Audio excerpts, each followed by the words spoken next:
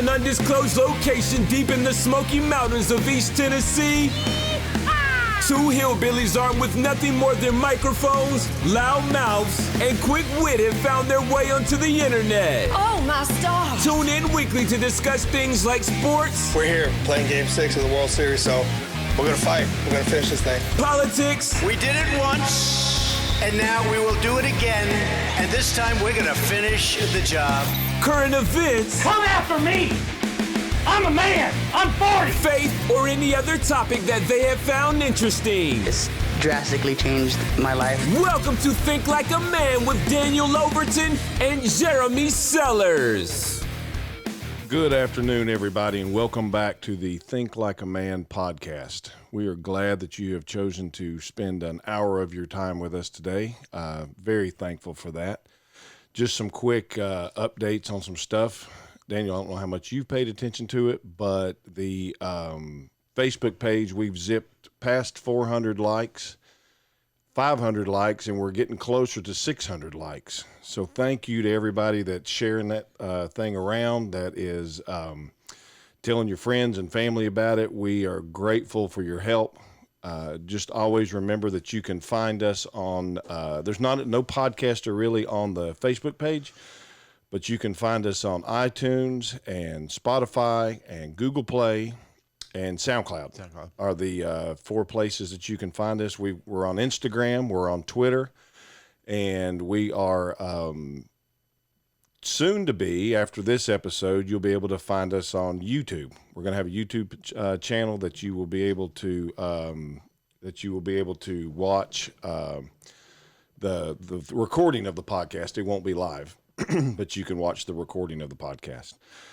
The first thing that I need to do from last week is, and I don't even think I told you about this, is I need to correct something that I said. I didn't realize it when I said it. It wasn't until I listened back to it that I heard myself, and when I heard it, I just kind of cringed. But when we did our picks last week, we got to the ETSU Vanderbilt game, and I made the comment about my daughter being at ETSU, and she's a senior there this year. And my comment that I made was, she's not at Vanderbilt because Dad didn't have that kind of money, and she doesn't have that kind of grades. And I felt awful when I heard that. I listened to the podcast before she did. I called her and I said, honey, you're going to hear something. I feel bad. She was like, Dad, it's not a big deal. Well, it was a big deal. We spend our lives as parents trying to teach our children from little bitty, even to her age that she is now, how to do the right thing, and that you always do the right thing. And when I heard that, I realized that I'd made a mistake, and I needed to apologize for it, and I needed to correct that mistake. And so I'm going to do that now. Daddy's money doesn't have anything to do with Madeline and her college. Madeline has footed the bill, most of it. I've helped her, but she's footed the bill for most of her college, which for that I am extremely proud of her. She also has excellent grades, and when she graduates in May, she will be have a degree in elementary education, and she's done very well. But that comment that I made, in my opinion, left the thought that was not true, and I did not want to leave that out there like that. So I wanted to take a chance to correct it now. One of the hardest things as a parent for anybody that's got kids, or if you don't have children, is when you're wrong, it's admitting that you're wrong and fixing that problem right then. If you're going to tell your kids to do it, you better be able to demonstrate that to them when it happens. And I'm telling you something, that ain't the first time that I've had to do that with her. Open mouth, insert foot has happened a lot. So with that's out of the way, I wanted to, this week we've picked up our first sponsor for the show. It is Boutique 31 out of White Pine, Tennessee.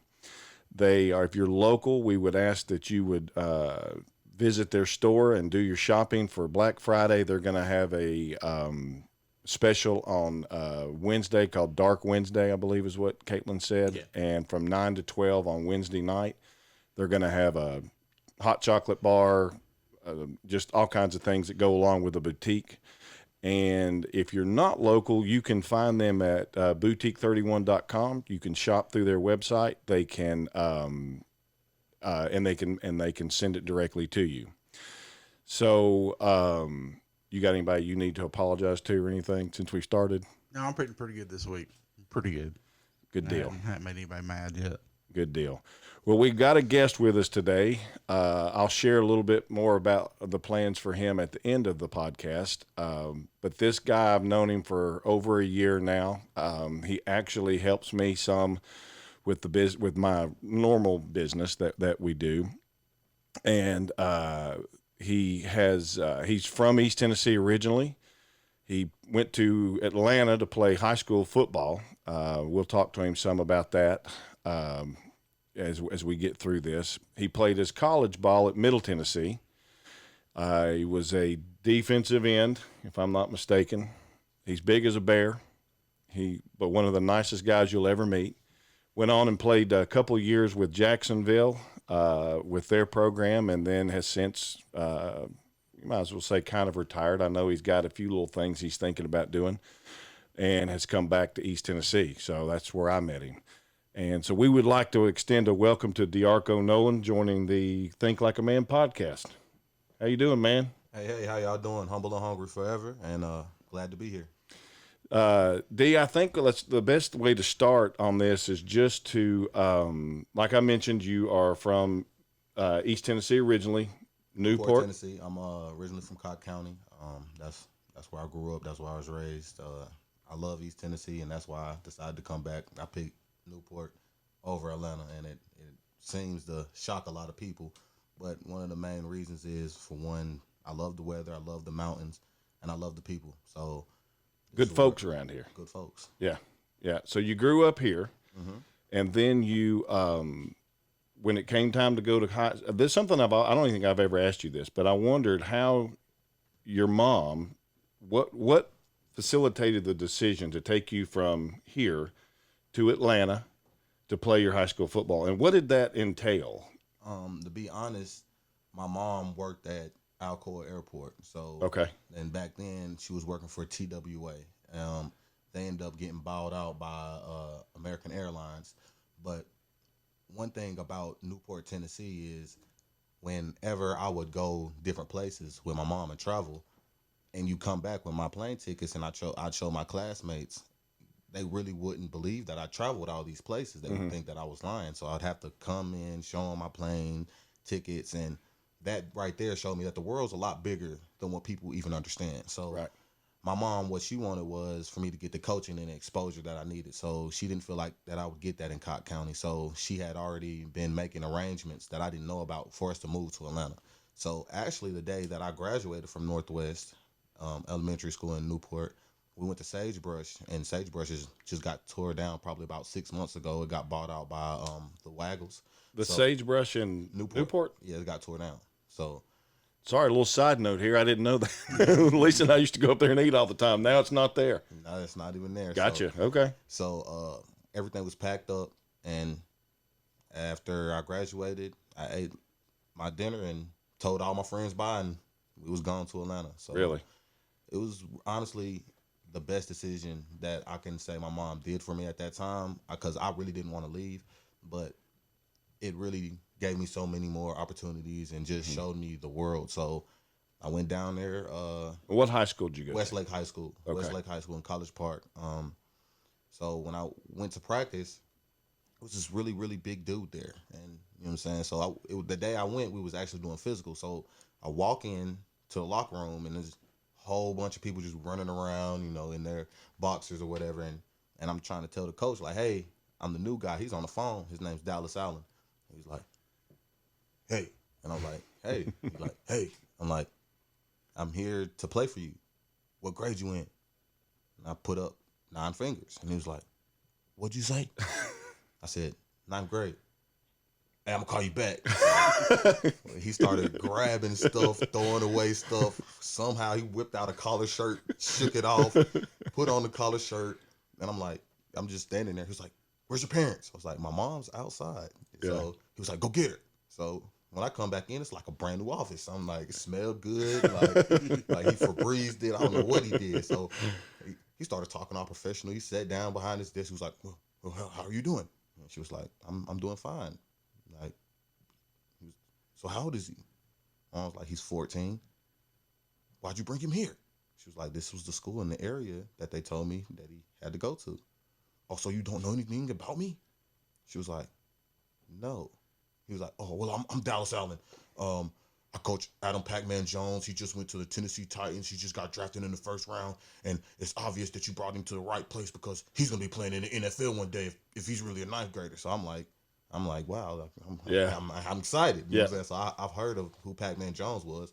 So going the hallway, man, this is the biggest person I've ever seen in my life is standing there in front of me. And I'm like, he has to play defensive end. Like, that's the position I play. So let me ask him. So I tap him on the shoulder.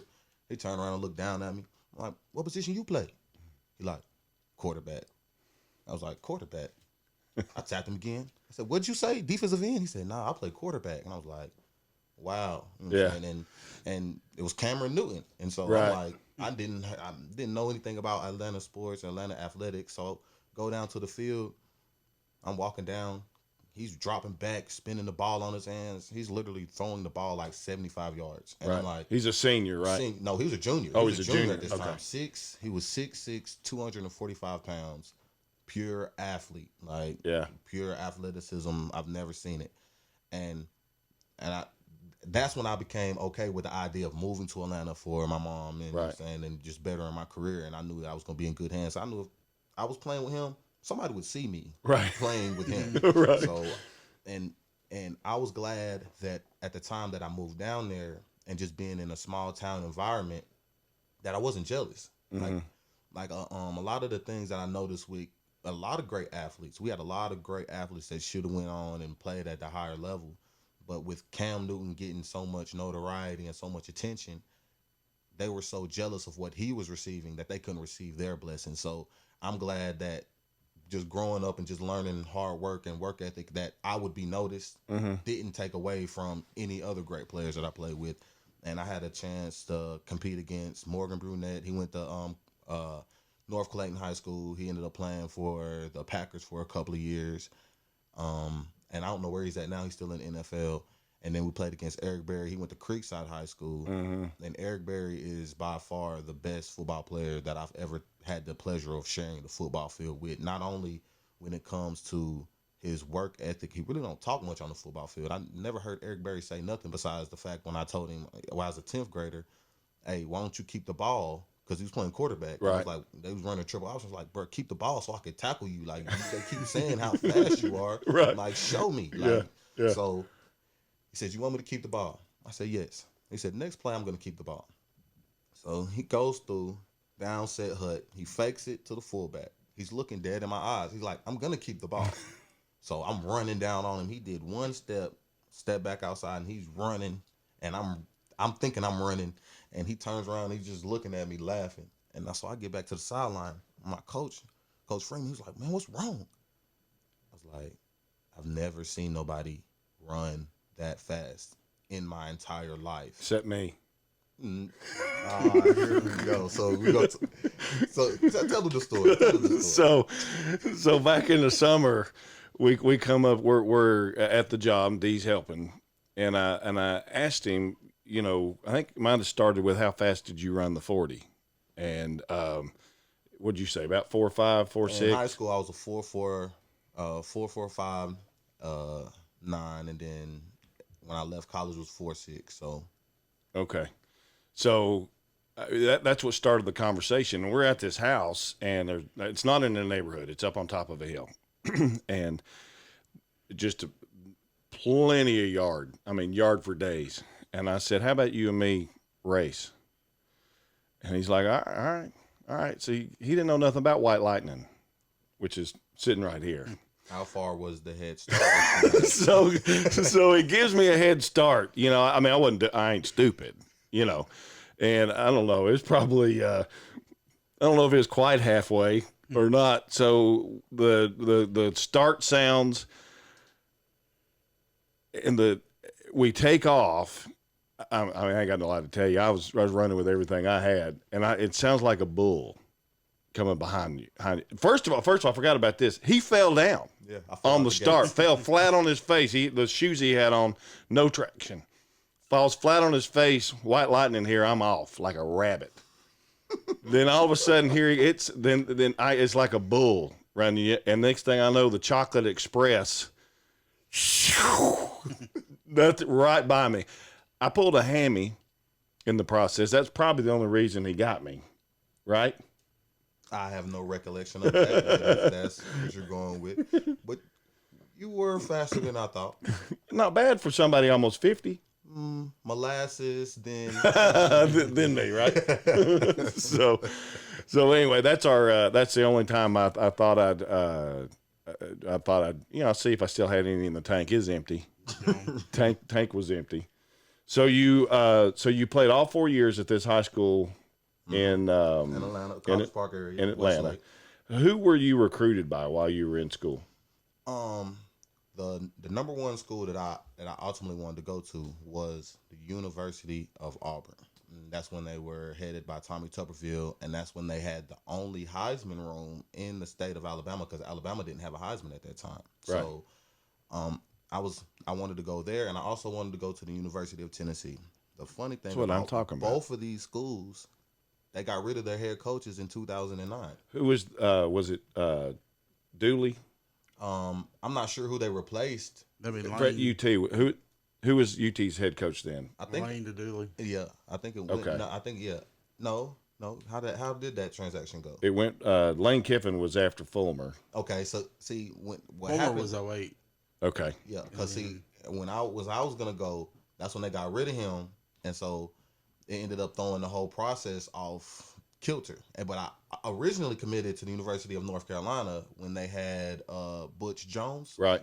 and Butch Davis. Butch Davis. That's Davis. his name. Yeah, Butch Davis. So, but the good thing about that is when I went on my recruiting visit, I kind of noticed how they were handling things, and my mom kind of asked me, "How did you end up committing there?" And I was like, "Well, I really don't want to tell you." She was like, "What you mean you want to tell me?" She was like, "Do they have even what you want to go for?" I'm like, "Look, man, they say they're going to handle everything. Don't worry about nothing." She's like, "Who told you these things?" I was like, "The recruiters." And then the girls that was there, she said, "The girls?" I was like, "Yeah, it was this one girl." She said, "What one girl?" I was like, "Man, she was Asian." And like, she took me around different places. And she was like, "You're not going there." And I'm like, "Why?" And she was like, "Nah." So, they're not stupid. So within, I think it was going into my red shirt junior year, that whole staff got fired. Everything Right. Well, after you were already at Middle Tennessee. Yeah. So mama knows best. So Yeah. she was right. So I tell young kids, if your mom asks you a bunch of questions and you can't give her a straight up answer, she's right. So just go along with what she says. Yeah. Because if I'd have went there, I think my life would have been off track right now. So that's one of the best things that I can honestly say. Mama saved you again. She saved me again. Yeah. Yeah. And I was frustrated because I really wanted to go to North Carolina. Well, when you're young and you go to a place like that and you get everything in the world thrown at you. The thing, what a lot of people don't realize are kids and they don't have anybody to guide them, is they're all going to do that. It doesn't matter what university, they're going to throw everything that they can at you because obviously they want you there playing ball. Lane Kiffin was sending girls to high school games in South Carolina. I mean, yeah, it gets ruthless. Like and to see, just looking back at it, they really played on what I was looking for because he would ask me, "What do you like? What are you interested in?" And I was like, "Man, there's a bunch of pretty Asians around here." And the next thing I know, we walking past a library, and then there's an Asian girl that just randomly runs up. It's like, "Hey, how are you doing?" I'm like, "Wow!" Like he like it's like magic around here. Yeah, you didn't know that she'd been sitting at the corner of the Yeah, I library did. for about an hour. Yeah, Yeah, they've got a white, a red, a black, of Asians. Like, what did he say? Asian? All right, run her out there. Hey, it was so crazy because he was like, "Yeah, you just go along with her. She got you." And I was like, okay. Yeah. And then, you know what I'm saying, went to parties and everything. So how many visits did you take? I took 3 official visits, and I took a whole lot of unofficial visits. To different schools? Yeah. Did you visit Tennessee? Yeah, I visited Tennessee. It was for their spring game. Okay. Was it? Yeah, I really. Was Fulmer He was still there. He was still there, and so it was between the two SEC schools. It was Auburn or Tennessee. That's where I was going to go. Were you in the same recruiting class with Taj Boyd and all them? Because remember that was a class. I think that class was before me. Okay, because that was a class Fulmer had. That was a beast of a class. Right. Lane Kiffin told Taj Boyd that he didn't fit his system. Yeah. Yeah. Like, man. Yeah. Yeah. Really? And Bryce Petty. And then he goes to Clemson. So when you were recruited as a D end? Defensive end. And did they tell you that's what you're going to stay, or did they talk about changing you anywhere else? Really, I'm just a natural pass rusher. So right. If I wouldn't care if I would play in a 3-4 system, I could play outside linebacker. In a 4-4 system, I'm more of a defensive end, put me to the boundary type of guy. Right. You know what I'm saying? Physical. Fast enough to get out there and cut the corner off. Now the boundary, see, with the boundary, they put you over there. See, the field, that's where they put the more of the skill, set, pass, drop guy. I'm the physical guy, like running there, blowing up everything in the backfield. They put the more finesse guy to the field. I'm the boundary guy. I'm the real end. Right. What they call it like a bandit technique, right. or they'll put a little different spin or on a rover or something.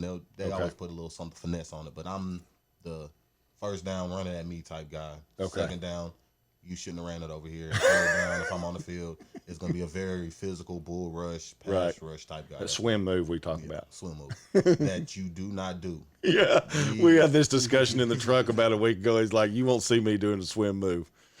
That's a good way to get face planted. Atlanta, as a freshman, we were playing against South DeKalb. I got a chance to get thrown out there in the cleanup minutes, and I just thought it was gonna be a breeze.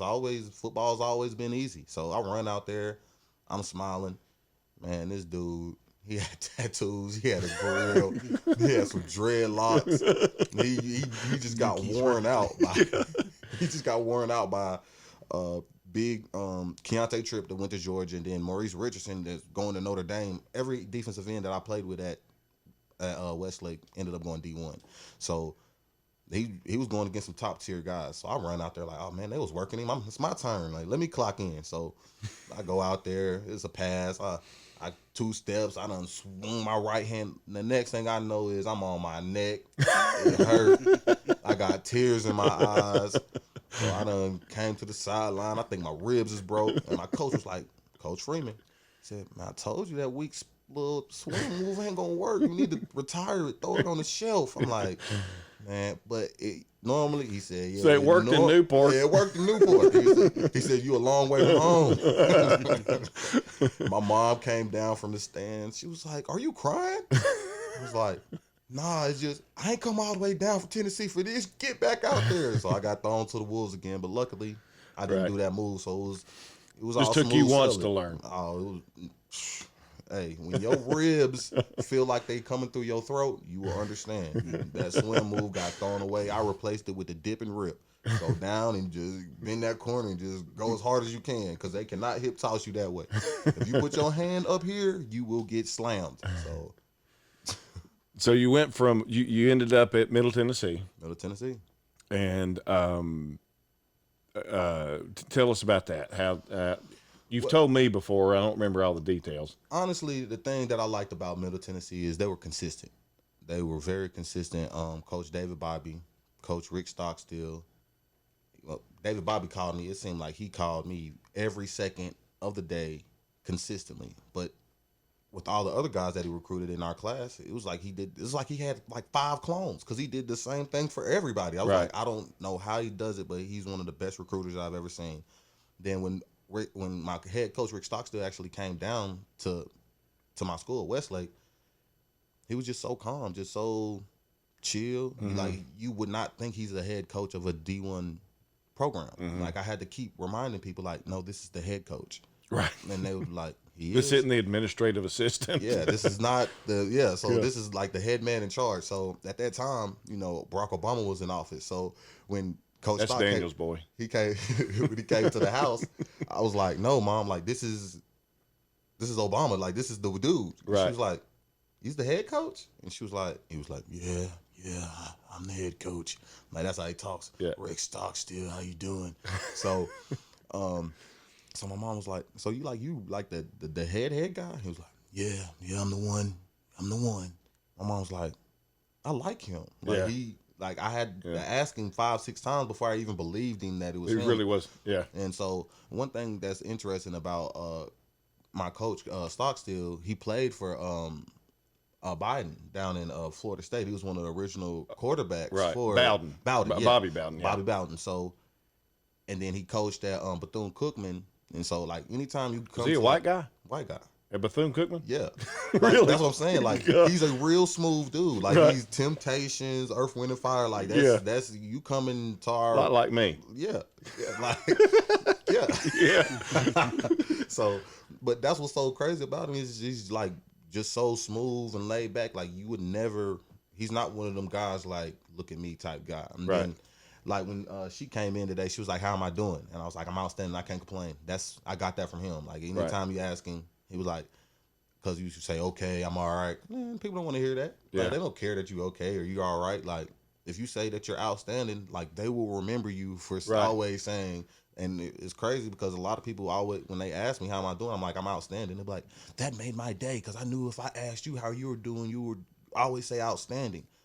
But one thing that he always said was, as a man, nobody wants to know what you're going through. They want to know how you handle it. So if you're going through adversity and you like, oh, I'm so sad, they don't want to be around that. But if they know that you are facing adversity, but you take it on with a good spirit and I'm outstanding, that could change somebody's day. And I've seen it personally firsthand. It changed a lot of people's days. Really? Mm-hmm. So he gets you signed at Middle Tennessee. I just went back and looked at your you played in every game your freshman year. Yeah. If I'm not mistaken. Mm-hmm. Which let me ask you. It was my red shirt freshman year that I played in every game. Oh, it was your red shirt freshman. Okay, so you red shirted first. My red shirt year, because, they told me I was just outstanding, the best of the best defensive end. You should have went D1, big D1, all this stuff. I went out there on the football field and I realized, I was like, we got Chris McCoy, we got Jamari Lattimore, we got Perez over here, we got Dwight Smith. That makes me at least the 6th best defensive end on this roster. So I know there's a thing called red shirt, and I get an extra year where I don't got to compete with these monsters out here because y'all said y'all were down on defensive end. Y'all said y'all needed me. Y'all was the top of the board. I was the one that y'all wanted. But y'all have these monsters, and that was really what humbled me at the college level. Is they really sold me a whole bunch of lies. So, but. So it's like, when you start playing, whether it's baseball, football, whatever, even as a little kid, every time you step up, if you're in Pee Wee football, you may be the best guy on the field. But when you move up to middle school football, all of a sudden, some other folks got good too. And then when you move to high school, all of a sudden, so every step you get, so by the time you make it to the professional, everybody out there was the number one guy on their team. That's the biggest thing that people fail to realize. Yeah. There are some very talented, hungry, focused young men out here. Yeah. And if you're not willing to compete, then get out the way. Yeah. Because Middle Tennessee really humbled me because I thought moving from Newport to Atlanta and just getting in that tier and being able to shine in that, coming back to Tennessee, I thought that it's gonna be, but they get guys from Florida, California, Alabama. It's a whole bunch of guys that's playing football. Yeah. So I took it upon myself to red shirt because I wanted to play. Yeah. I wanted to value. I didn't want to back somebody up. I wanted to start. I wanted to compete for a starting job. That's what I've always been interested in. So my first game, my freshman year, we played against Clemson. We went out there. That's when they had C.J. Spiller, Ford, the receiver. They were. You couldn't catch Spiller, could you? First play, boom. You hearing cannons and people going crazy. First play, we kicked it to him. Boom, touchdown. It was like that. It was kick, the ball. This was kick, touchdown. Boom, boom, boom, boom. I'm in the stadium like looking around like what just happened? Like why are they doing all this? But you know what I'm saying? So they took our whole defense. They called us the Greenhorns, and so they took our whole defense. They didn't take nobody on offense because my freshman year we was just so much dominant over our offensive players. Not saying that they wasn't good, but we just gelled. It was 12 of us, so we always had 11 on the field. They called us the Greenhorns. We were battling, so they took us down to Clemson. Man, they gave us a steak and it was a queen size bed for free. They said, yeah, this is what happens when you get Scout Team Player of the Week. So, it's 12 weeks in the season. Right. I got Scout Team Player 8 times out of 12. Did you? Scout Team All-American. All-American. You give me some steak. Feed me. Hey, you give me some steak and potatoes, it was over with. They was like, why are you going so hard? I said, bro, like there was this dude named Big Squeeze. That's what they called him, Big Squeeze. Shout out Big Squeeze, man. So Big Squeeze was coming down on this pull block. I'm talking about Big Squeeze. In high school, I didn't understand blocks and traps and all this stuff. I was just, there's the ball, go get it. Right. There's the ball, go get it. So they doing this play and they just keep running it. And I'm like, man, this dude just keeps hitting me in the side of my ear every time I try to get this tackle. So I decided to look down. I was like, okay. So he hit me in my ear again. I said, all right, next time he comes down and do this, I'm going to meet him head up. It ain't going to be me trying to change my shoulder, none of that. I'm going to hit him, and I'm going to put him on his knees.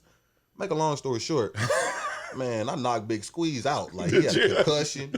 Man, Big Squeeze ended up going to Howard. That's when you won the Scout Team Heisman. Man, that's when I won the Heisman. It was over with. Big Brandon McElroy from down there in South Pittsburgh. Man, he was like, man, thank you, man. You finally got that man out my way. I get to start. Man, he took me around. I was like his best friend. But the number one thing that I loved about Middle Tennessee was it really taught you how to compete. It really let you understand that it takes a team, and made me understand that I didn't know football. Like I thought I knew football. Right. I was a good football player, but I didn't understand coverages, protections. I didn't understand. And one thing that I really didn't understand was when you sign that scholarship, you only got about 40 days away from them, like Really? total. Like, Really? Yeah. And if you go to bowl games, it's even less. Really? Yeah. And if you don't go to a bowl game, when you get back, it's very, very bad. Oh, really? The first year I was there, we went 10-3. Won the New Orleans Bowl. That was with Dwight Dasher in their class. Dwight Dasher is a lot of people don't know, Dwight Dasher is one of the best left-handed college quarterbacks to ever play the game. In the New Orleans Bowl, 2009, he broke Vince Young's passing and rushing record that he had in the Texas game against USC. Really? Yeah. So then the following year coming in, he liked to gamble, and he was at gambling houses, and Really? they found him, and it was a bunch of crazy stuff. So going into the next year, he ended up having to miss the first 4 games. Right. So we played Minnesota at home, and they beat us by 4. And then, so we started off our season rough. We started off that season rough. And then I had Coach Palermo, John Palermo. He came from the Redskins the year before. And he really didn't know me, didn't recruit me, didn't know nothing about me. And I loved it. Right. Because he didn't have me on a pedestal. Right. Like, if you're gonna play, it's earned, not given. And he's one of them type coaches, and I love that. I like a person that I gotta earn their trust. So he's out there, and he's like, "You want playing time? You gotta get it. And like just on me. So we're up at Western Kentucky. We're 3-6. If we lose this game, it's done. No bowl game. Right. And this is after the year we went 10-3. So we had this big old following, like we were supposed to be the most dominant team in the Sun Belt. So we out there getting whooped. I'm talking about we is getting worked upon. It's the third quarter. Defensive linemen are dropping like flies, like a 17-play drive. I'm on the sideline, upbeat, smiling. You know what I'm saying? I'm like, Coach, put me in the game. He's like, you? No, you get back. I'm like, Coach, man, you look like you need me. Everybody falling. So finally, I forget what defensive end was coming off the field. I already had my helmet buckled up, ready to go. I'm like, man, it's my time. You know what I'm saying? So Dwight Smith, one of the best team captains I've ever had. Man, me and him like this. So I come on the field. He just got his hands up in there. He was like, bro, just play. I said, bro, I got you. He said, bro, just play, bro. This team ain't even good. I said, bro, I got you. First play, they ain't seen me on the field the whole game. So what they do? They ran it right at me. The ball was on the 2-yard line, ran it right at me. The running back was Bobby Rainey. He ended up going to the NFL for a while. Man, I smacked him. I'm talking about I smacked him. Bow. It was me and him. Bow. Hit him. I was like, yeah. So the coach had somebody finna come get me off the field. Dwight looked. He said, keep him over there. Like, so they ended up running the ball again. Boom. So they put me out there on second down. So I made my play on second down. Boom. They ran the ball to my side again. I ended up holding my side of the lineup, made a tackle for loss. So now it's fourth down on the 3-yard line. They was up 17 points. Western Kentucky ain't never beat us in a long time, so they was trying to go ahead and seal the deal. Right. They ain't want no field goal. Right. They wanted to embarrass us. Next play, boom, tried to run it to my side again. I done busted through. Got my hand on the ball and smacked the ball out the quarterback's hand. Rod Isaac, he ended up playing for the Jaguars as well. Rod Isaac, he picks the ball up. He scores a 98-yard touchdown. Make a long story short, we ended up coming back. We was down 17 points. We won the game in the fourth quarter. And so we had practice the next day on Monday. My coach comes up from New York. He's like, yo,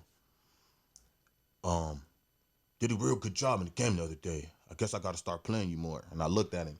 I said, yeah, you ain't give me that. I earned that. He looked at me. He was like, you know what? You're right. I was like, you know what I'm saying? I was like, yeah, you gonna play me. Yeah, I need a lot more playing time, man. I don't need to be tapping you on your shoulder, asking you can I go in. He was like, anytime from that point on, he had me out there. So it was Western Kentucky that this is the story I wanted you to tell. You told me one time you weren't a big trash talker. No, I really don't talk trash. There was this girl that transferred. It was actually two girls that transferred. One's name was Brianna and another name was like Brihanna. So they came, and for some weird reason, one of the girls decided to write Western Kentucky football on my cabinet. Like, and I'm like, what are you doing? Like, you know that's a rivalry. And she said, yeah, you know they're going to beat y'all. And so we had already won 4 games, and they had already won 6 games. I think they were like 6-2 at the time. So we played them on a Thursday. So we go down there. I'm already ready. I'm ready. Like, I've never been this ready in my life, but I'm so ready because I'm like, I'm tired of the disrespect. I'm tired of red. I'm tired of all this. Wasn't there cheerleaders in on it too? So listen. So we get there, and I happen to be one of the captains, and I'm like, I'm standing there finna go down to do the coin toss. Man, I got 8 cheerleaders over here in my ear like, y'all finna lose. Y'all are terrible. We're bowl eligible. I'm like, so if that's the case, bet. And she was like, what do you want to bet? I said, what do you want to bet? She was like, what do you want to bet? I was like, man, if we win, y'all got to come. Y'all got to come to Middle Tennessee and party with us or something. She was like, okay, but y'all going to lose. So if y'all lose, then you got to, it was something crazy. I think I got to get a Western Kentucky jersey. It was never going to happen. I was never going to hold on my side of the deal. Right. I'm not gonna lie. So we get over there to the coin toss. We do the coin toss. And then as soon as the game starts, I hit their running back. And I'm talking cash money stuff. And he's like, bro, what I do to you? I said, it's for your cheerleaders, bro. I said, the cheerleaders and that girl that wrote on my cabinet. He was like, what? I said, man, bro. Make a long story short, that was one of the best games ever. Like, as a team from Middle Tennessee, man, we had this one of our freshmen named Reggie Watley. He ran a 98 kick return back, and he was busting it the whole game. He was setting it up the whole game. He went right. When I seen this put his foot in the ground, I said, there ain't nobody in this stadium that could catch him. Yeah. Like, he was every bit about, I want to say about 5'2", 165 pounds, 4'3" speed. Little. But the first time he ever went against us, I was a sophomore. You better be fast if you're that small and you're playing Division I football. They said he was hurt. I don't know what was hurt about him, but they kept saying he was hurt. Something was wrong with him. They put him out here in the scrimmage. This man had 12 carries for like 375 yards. I've never seen nothing like this in my life. I'm like, he never started in his highlight tape. It's 17 minutes long. He never started at Middle Tennessee. Really? All 65-yard touchdowns just gone. Like, really?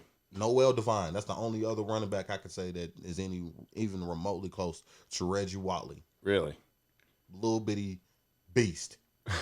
Like I said, if you're going to be that little, you better be fast enough to run away from him. He was a dog. So what is your one of the things that's recently changed with the NCAA is they've now ruled that it's going to be, I think it's still a work in progress, but they're working towards being able to pay athletes, collegiate athletes. I've got my opinion on that. I want to hear what yours is. The biggest thing with that, I agree that the kids should be compensated, but I don't think they should give the kids the money in hand. Because with that being said, when I was in college, you gave me extra money. That means I bought extra alcohol. I'm just be honest. Right. So what I think they should do is like let kids understand what it is to pay bills. You know, give them that type of money. And if they have any money after that, that say when their college career is up, then let them have access to that money.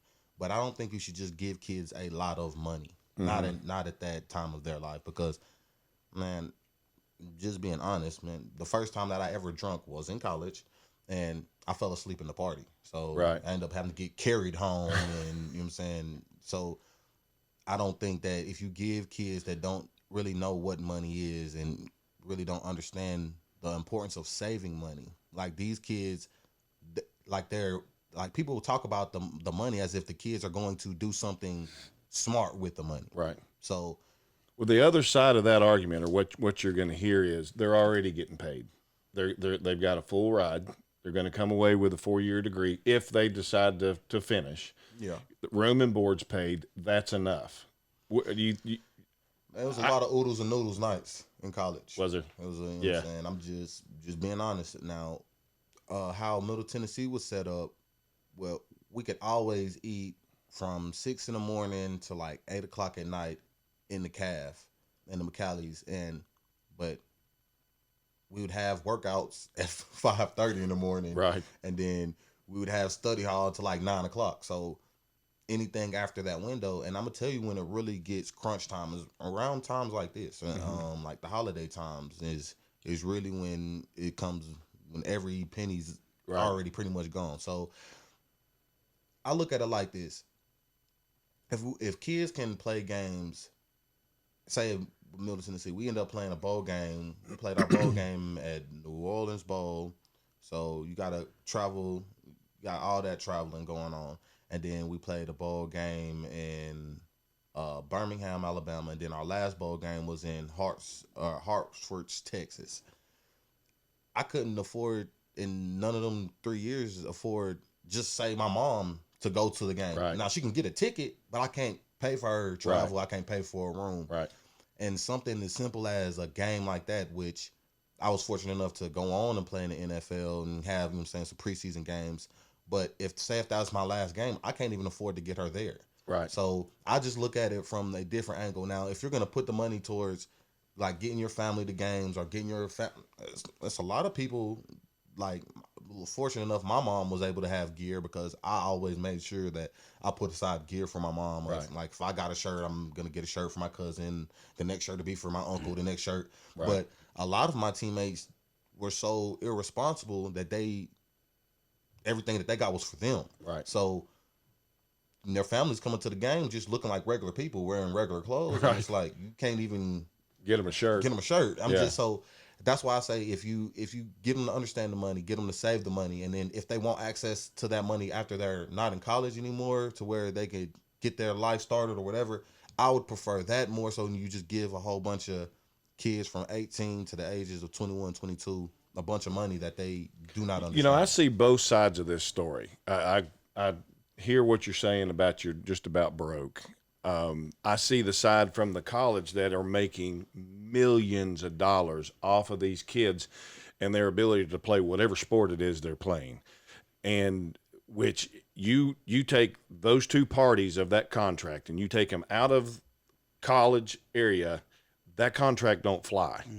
One guy ain't making all the money while the other guy does all the work. Mm-hmm. And so I see your side. I mean, I know how I was at 18, 19 years old. I couldn't manage money either.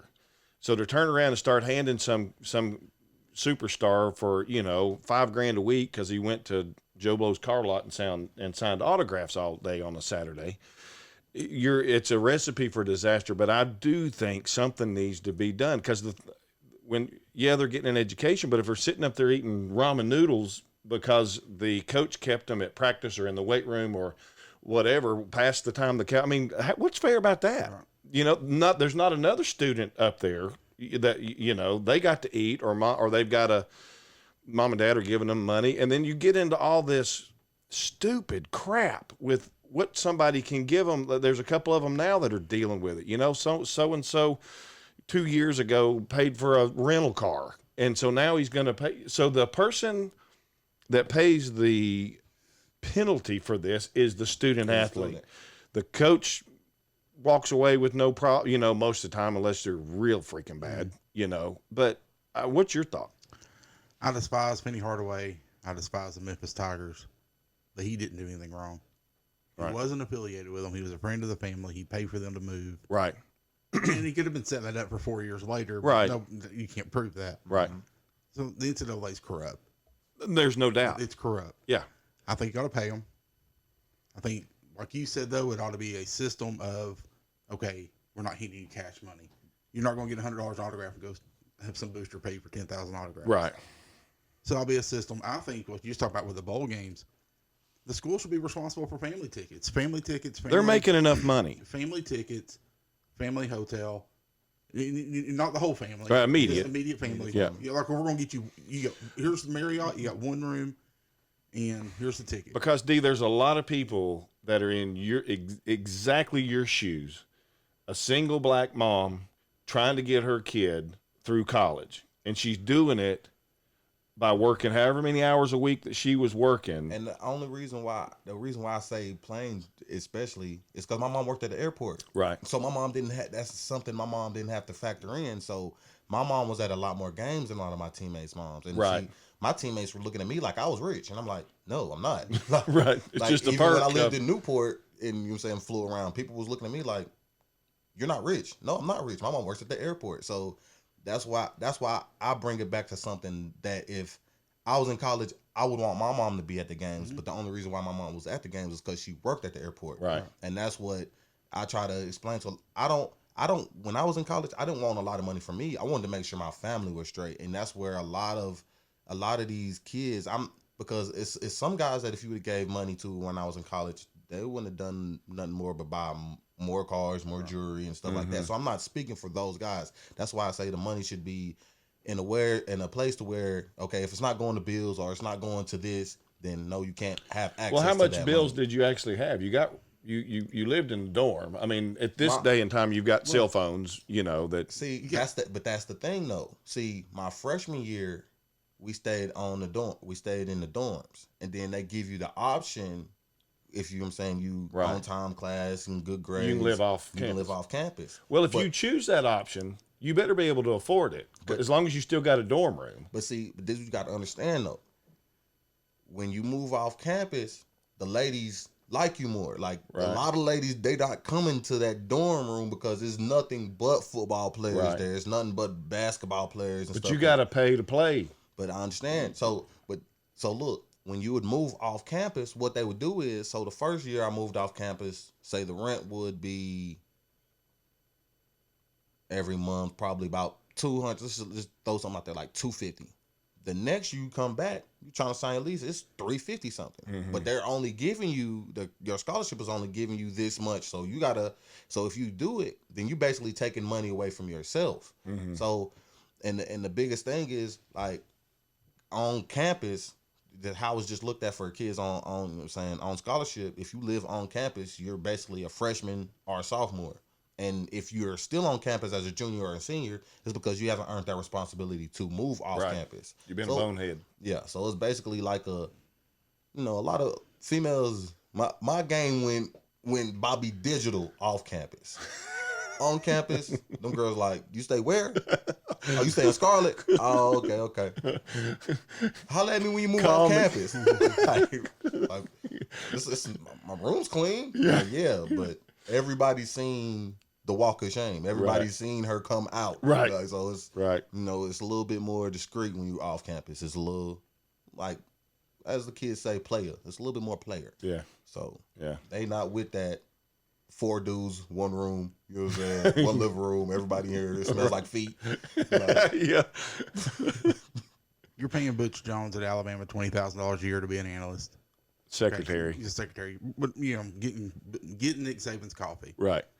I heard he manages and tells Nick Saban when the grass needs to be cut. That's what I heard. That would work. He probably cuts it too. Hey, listen, don't start. That's your boy. So you can't tell me that there can't be a finance coach on the team. right, that helps them. That controls everything. 180 players, roughly. No, it's actually 105. 105. Okay, so 105 players plus flat. There's got to be a flat amount.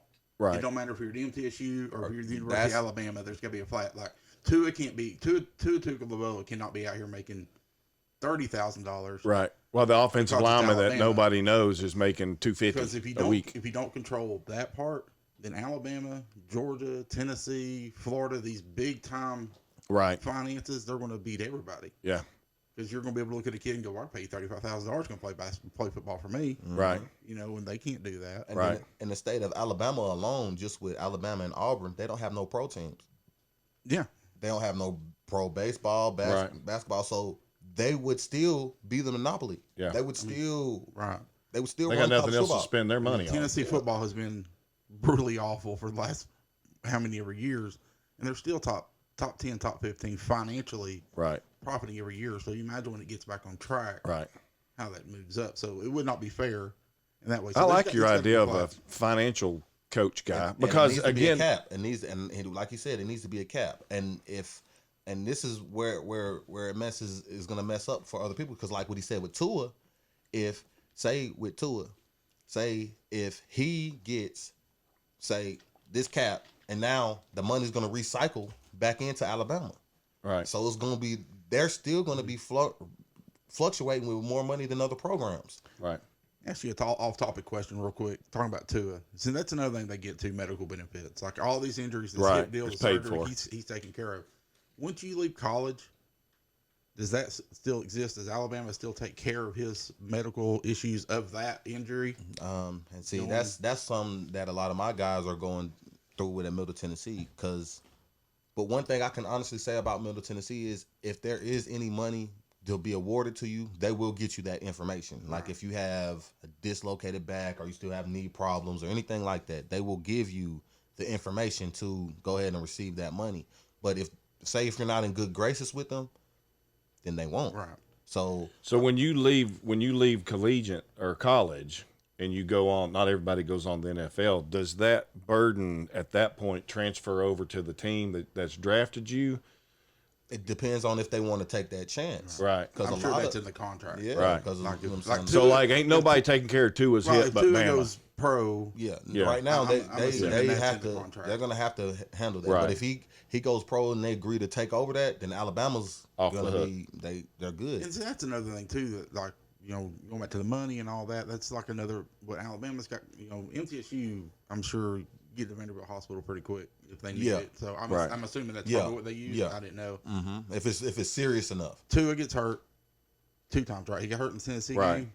They ambulance him straight to the ER. I think they did surgery, but that's just my conspiracy theory of the year. But so he, pops his hip, breaks his hip, almost Bo Jackson-esque. Right. They helicopter him straight to Dr. James Andrews. See, some schools have more benefits than other schools. He ended up being operated on in Texas, though, right? The guy in Birmingham didn't do it. Right, but he looked at it. I mean, he went to the expert of all experts. Right. And I still can't figure out why he didn't do it. I don't know. I thought I heard somebody say that hips aren't his thing. He's a hand, elbows. He's the Tommy John guy, yeah.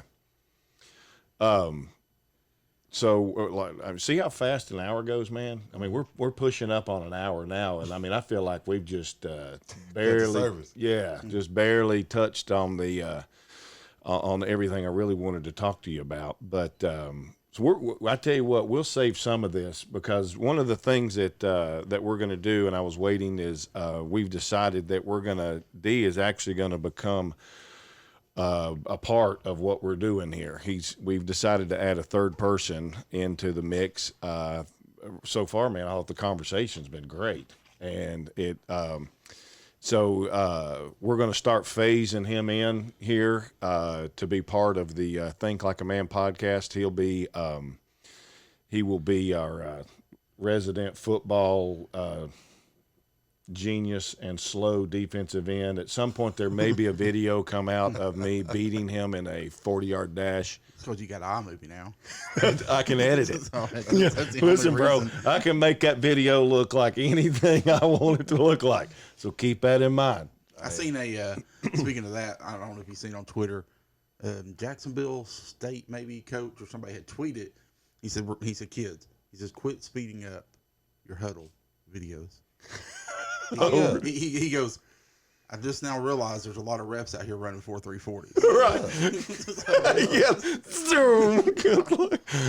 Like if you're fast, you ain't got to speed the video up. Yeah. Luckily, we didn't have all that when we was coming up. Rivals would have straight up told on you, he's slow. Right. Right. Yeah, pretty brutal. Was 24/7 around? It was just coming on the scene. It was just coming on the scene. This is a big deal now. Yeah. Yeah. So, D, one of the things that we do is we're going to – one thing, a cat I have not let out of the bag until just now, which adds an extra thing to what we're doing is D is he might have played at Middle Tennessee, but he's Rammer Jammer. He's a Roll Tide, Nick Saban proselyte or whatever word I'm looking for. So it's going to add a little bit. Some interesting conversations. Did you play for Jacksonville? Tighten up. Do what? Tennessee Titans fan. So he played Jacksonville. I'm a Oh, that's Titans right. fan. Yeah. Tighten up. So Now you're gonna bring a little sauce to the program here. But one of the things that we're doing right now, D, through the end of the year is we're picking games for the week. Okay, so most every week we have stayed with the SEC except for last week. I threw Daniel a curve and tried to get some separation between me and him, and it didn't happen. I want to make it semi-fair. Okay. He gets your record too. He'll start with your record. Okay. I'll still All right, give that's one fair. up. I'll That's still fair. give All one right, up. so we're one game back. Okay. Okay, right now. Daniel's 30-15. Jeremy and Dearco are 29-16. Okay. All right, so we're one game back. This He'll week, end up beating me by 7. this week, it's all SEC. This is a good week. It's a lot of rivalry games and all that kind of stuff. Every year I know it's there, but I don't know why it dawned on me when I was looking at the schedule today. It's the in-state weekend in the South. Right. I mean, it's Oh, crazy yeah, to see everybody's playing everything's in-state. and Yep. It's pretty cool. Yep. So we'll, as the weeks go on, and we'll work in a lot of other D's background and where he was at and who he was with and all that kind of stuff. So be sure that you stay tuned for the episodes that are coming along. Be sure you've liked and subscribed on iTunes and all those places. So let's go ahead and get ready for the picks. Who do you think will win? I think the fact It doesn't matter what you think. Get ready. Let's be great. Let's be great. This week's football picks are in. All right. So like I said, everything's in the SEC this week, and we've got a game on Thursday, we've got a game on Friday, and then everybody else is on Saturday. Egg Bowl Thursday. That's always Thursday. Yep. Egg Bowl, also again known as the Who Gives a Crap Bowl. Well, it's also the hardest game to pick this weekend. Really? To me, it is. Ole Miss and Mississippi State. That game's crazy. I don't know, dude. I see another couple on here I think are going to be a little harder. So we're going to pick Ole Miss. First one off the bat, Ole Miss and Mississippi State. I go Ole Miss. I gotta go Ole Miss. Oh, they're running. I like the quarterback. That little quarterback is fire. He's fiery. I think he's gonna be a problem for Alabama the years to come. He run all over. Was it LSU? Mm-hmm. He run all over them He ran on Alabama. in Alabama. That little bitty dude's out there going crazy. He's strong. So you're going Ole Miss. You're going Ole Miss. I'm going Mississippi State. I still think they got something to prove. They got something to play They've for. had something to prove for 7 weeks. and they proved it last week when they let's see, they played Arkansas. No. You don't prove anything. No, It's they didn't play Arkansas. Arkansas. As Ed Orgeron said, you don't celebrate when you beat Arkansas because Arkansas hasn't beat anybody in a long time. Right. All right, so Ole Miss, Mississippi State. Go, They don't celebrate. Go Tigers. yeah. What'd you say about Bobby Boucher? All right, so here we go. Missouri and Arkansas. Missouri's got a pretty good defense. They got a decent defense. Their offense sucks. And I told you before we started, that's the hardest hitting college secondary I think I've seen. Yeah. I mean, they crushed a couple of the Tennessee guys. I didn't think I'd ever seen anybody stop Juwan Jennings, much less knock him 3 cold yards stone. backwards. Did you see it? I mean, Yeah. I don't know how Jennings got up. Yeah, he hit that man so hard. I was like, good night. Yeah. I thought Jennings was about to score. He was until he ran into that. Well, when he got close to the line, I thought he's in. Yeah. Then all of a sudden, he came out of nowhere and just white lightning. No, that dude wasn't White Lightning. That's the Chocolate Express #2. So I'd have to go with Missouri on that one. all right, so D's going with Missouri. it's still Arkansas. I'm going Missouri. So you're going Missouri. I'm trying to make I keep trying to decide if Arkansas is just awful. Arkansas is my social experiment for the next 3 years because everybody wanted to fire Pruitt before right when the season started. My argument every time was year 2 you cannot. I don't care how bad he is, you cannot fire a year 2 coach. Right. You will destroy the program's already in shambles. Right. You destroy it. Arkansas just did it. They just did it. So Yeah. I want to see what happens. Yeah. Because I think if you would have fired Jeremy Pruitt, which we'll look back now and go, have been the dumbest move of the year, but Right. who's coming? Who's taking the job after you just told I'm him to praying coach in year 2? that Butch Jones ends up there. I hope so. All right, so Missouri, Arkansas is just awful. So I'm gonna take Mizzou too. All right, so we got Georgia, go Dogs, not hardly, and Georgia Tech. Georgia can't score right now. Georgia Tech stinks. But Georgia can't score. Georgia's defense might be the best in the country. They was down there a year ago hollering, take Chaney. We don't want him anyway. And then now look. Oh, they miss him. Fromm can't. I mean, they can't score. And Chaney's up here in Missouri putting Lyman in motion. Yeah. to go out to the lead blocker. I'm like, never seen that before. Yeah. I don't think you. I would pick Tech, but they just don't got nothing to pick. So I got a cousin that's gonna listen. I gotta say go Ugga. I can't say go Dogs. Oh, a freaking fit, but because I ain't picking Tech. It's gonna be Georgia. Yeah. I think Georgia's defense will be the test for LSU. I think they're going to be the one that's going to be the if LSU gets past Georgia, I think they win the national title. You do? I think they'll get past Georgia. Because Clemson, I think they'll Clemson's boat not race touching Georgia. LSU. Ohio State is not going to touch LSU. That might be a high scoring game, but I think LSU will come out on top. But that's the hurdle. All right. Next up, Louisville and Kentucky, and this ain't basketball. I'm picking Louisville. Are you? Okay, I'm not watched them. I watched Louisville against Notre Dame. I was impressed. That coaching staff is from Appalachian State. That's a good staff. Right. They've done pretty good so far up until this point. They're doing solid. Louisville.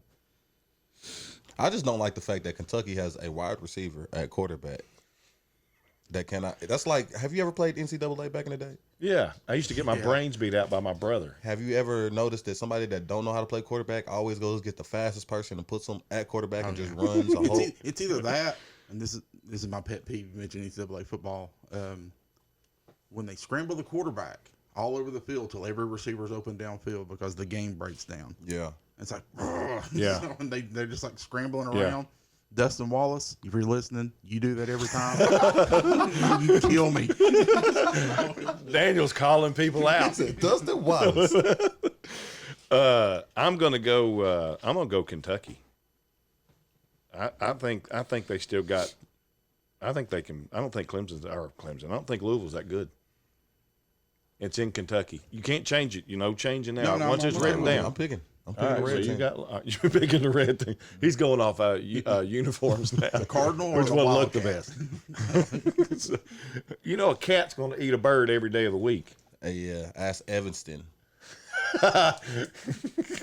Yeah, Evansville, not Evanston. Exactly. See, we had to figure it out together. Yeah, I was sitting at the Murray State Tennessee game going, who is Evansville? Where's that at? Man, I'm looking at their symbol like, what? Nah, this is a typo. All right, Clemson, South Carolina. South Carolina. Put me down. Are you? Seriously? Mm-hmm. I like that SEC D line. I don't think Clemson's tough enough. I haven't seen them play nobody. And South Carolina, if South Carolina going bowling this year? They're bowl eligible. They're bowl eligible. Yeah, I want to say they may already be 7-4. Now, as a player, I don't know. No, I'm not sure what they are. Maybe 6-5. As a former college player, Muschamp possibly on the hot seat. Do players really get behind that and try to play to get him? The thing. I don't think he should be on the hot seat. No, me personally, I think he needs another year. He needs another year. I think anytime you get a new head coach, people say 2 years. I'm more of a 4-year guy. I'm 4 to 5. Yeah, because you really can't see the change that he's bringing to the team with older players that wasn't recruited by him. The one thing that I was fortunate enough, I played 5 years at Middle Tennessee, but I had all my coaches. Right. That I had my recruiter and my head coach. You want to rethink that, bro? They're like 3-win team. That's what I'm saying. They're not going bowl game, right? No, they can't This win. is their Super Bowl. That's 4-7. Golly, you talk about upsetting. Where's that game at? In Columbia. I'm picking them. And I'm from Cobb County too. I got to go with the Gamecocks. I think Clemson's hearing that. They're hearing we're not good enough. You're not good enough. We don't care if you won the national title. Same team you had. Blah blah blah. I think they'll roll them. I'd love it. I'm not a Muschamp fan, but I'd love to see Clemson I want to see beat. it for this reason. I want to see an 18 playoff, at least. Yeah. So I want to see this year go nuts. Right. Really screw it up. I want to see Clemson lose. I want to see Michigan or Ohio State get beat either by Michigan or right. Whoever. And then get back to about 8 one-win teams. And then then now you're what sitting are you there going? And then the whole time you got Alabama who got smoked by LSU sitting at 5. And you're going to have to drop all these You know teams. he can come across this table at you. We did get smoked. We didn't decide to play football until the second half. And you're going to have, if Ohio State and Clemson lose, you have no option but to drop them behind Alabama and put Alabama up. Mm-hmm. And then you got to question at this. If Georgia beats LSU, Ohio State loses, Clemson loses, do you have to put LSU, Georgia, Alabama in the playoffs? Yes, you have to. That will mess everybody up. up. At that point, you have an 18 playoff next Yep, year. because they will flip it. They'll flip it. The SEC just about took over the playoff. Mm-hmm. If it comes down to you got to put 3 of those teams in, it'll change. Mm-hmm. So I want to see it happen. So who are you picking? Clemson. Okay.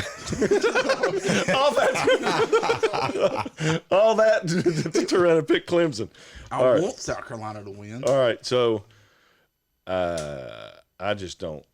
Dang, but South Carolina beat Georgia. It's their Super Bowl. They're telling you this their Super Bowl. That's why I asked you. They not bowl eligible, are they? Because they gonna try to go smack them. I'm going with Clemson. And it's senior night. I'm going with Clemson. All right, Texas A&M and go Tigers. It's this 8 overtimes again. Yeah, they did have a game like that. 8 overtime. I don't think this is in Baton Rouge. This won't even be close to overtime. Well, I'm picking LSU just because Orgeron's got a way of getting that team fired up, and I've already heard. He'll tell that everybody on Texas A&M was talking about their mamas. Well, I've already heard him talk about how I'm sick and tired of hearing about that game. I haven't forgot about that game, and blah blah blah. And I just. Yeah, I think A&M gets the brakes beat off. Go Aggies! Are you picking them? I'm picking them. I'm picking. You're wishful thinking, dude. Hey, I need everything to happen perfectly so Alabama can get back voting, in. He's picking off of his Bama heart. That's that's what he's doing. Go Aggies! All right. So I'm gonna ask you this: if A&M beats LSU, do you think Alabama will be ranked higher in the next playoff? I think they should. But. How far? If A&M beats LSU, how far do you drop LSU? 3? Oh, they got to drop out of the top 4. I think you drop. Yeah, that's an unranked A&M team, dude. And you got beat at home. Well, you got an unranked. You got a team that lost to an unranked South Carolina, sitting at number 4. Number 4. But that happened several weeks ago. I'm just saying. It happened. It happened. I know, but it's what have you done for me lately? He's got me thinking about that South Carolina pick because I seen the thing like everything. I don't believe in all this stuff, but both against Georgia they were 25-point dogs. Against Clemson they're 25-point dogs. 12 o'clock ESPN game against Georgia. 12 o'clock ESPN game against Clemson. He's trying to put some voodoo on them. I'm picking the Aggies, man. You put me down. I got Aggies. you. I got the Aggies. All right, I'm going with Ed Orgeron and the Cajun Express. Yeah, I'm taking the Red Bull Master. LSU. Well, we about to find out here with D. Florida State. I can tell, who am I picking? Seminoles. I'm taking Florida State. I'm picking FSU because I'll never pick Florida for anything. I want to think Florida State is going to get that interim coach win. You know, this happens. It seems to happen a lot. So it's in I don't think Tallahassee. I've told you this before, and I'll just go ahead and restate this. I think Florida is the luckiest team over the last 10 years that I've ever seen in college football. Every year, we're supposed to be they're supposed to be as down as us going into every season, and they come out with 10 wins, and they're number 8, and we're getting smoked by Missouri by 50 and Vanderbilt by 40. Right. They win game. Prime example. They go to Kentucky. They lose Felipe Franks. We get them next, and all you hear all week is their starting quarterback hasn't started a football game since their freshman year in high school. Okay, we're going to smoke Listen, them. our history is we'll make him look like a Heisman Trophy and then winner. he comes out there, and what's he do? Looks like a Heisman Trophy winner. He destroys us. Little passes, 20-yard passes right down the middle of the whole game. It's like that dude's been pretty accurate, though. Mm-hmm. He's been a decent quarterback the rest of the Well, then I didn't realize until after that you know why he hadn't started the game since his freshman year in high school. Crack addict? No, he was the backup quarterback for that kid at Houston. Oh. Yeah. So Okay. of course. Okay. He hadn't started the game. So That dude's nice. Who are you picking? The team with the green mascot. The Lizards. Yeah, I can't say their name, but I guess I'll I go can't with say it, and I won't pick them either. the Mullinites. them. Yeah. All right. In the absolute beatdown of the week, Tennessee and Vandy. I'm telling you, there's about to be 3 years of pent-up frustration taken out on the Vanderbilt Commodores at Neyland Stadium Saturday. Put me down for the Vanderbilt male nurses to win 4 in a row. I'll be happy to, because you just hung yourself on this. I'm really comfortable now that I gave you that record. Okay. I'm going with Vandy all the way, man. I'm going Tennessee by 60. Yeah, that's what for real, dude. Put the ball in that one kid's hands. You remember that Alabama game when he tried to score a Never mind. Why you got to bring that up? That's old. That's old. See, he got past it, though. Threw over 400 on Missouri. Right. He'll throw over 400 on Give my man some props. Vandy. He might even be listening to this. Hey man, look, Garetano, if you're listening, please have that Alabama spirit at the goal line and try to do it by yourself to Vandy and just get punched in the chest, and I will laugh for the rest of the year. I'll buy all your jerseys. Yeah, I get it. All right. The Iron Bowl, Alabama and Auburn. Take your pick. Auburn. AU. See, I want to pick off that game yesterday or Saturday, but it's Western Carolina. I'll let him pick his. I'm thinking. Roll Tide, the player of the game will be Tua's little brother. Well, I was going to ask, is Mac Jones or Tua's little brother playing? It ain't going to be Tua's little brother. It's going to be Mac Jones. That's what he wants. That dude went out there and lit it up Saturday. Man, he played against some dudes that I could play quarterback against when I was in 3rd grade. And I'm a defensive end. So. Alabama's sitting at 5 in the playoffs. They're going to come out to prove a point. So you're going to pick I'm gonna Bama? take Bama. Ain't going to happen. Toomer's Corner is going to be lit again Saturday You also night. told me Baylor wasn't going to beat Texas. Yeah, well. I also told you Montana State would beat Montana. Yeah. So, all right. So we'll bring this this episode of the Think Like a Man podcast to a close. D, thanks for being here. It was great. It's going to be a lot of fun moving forward. Thank you again to our sponsor, Boutique 31, and all the ladies down there selling their wares. We appreciate you joining us. And until next time when we turn the mics on, be good.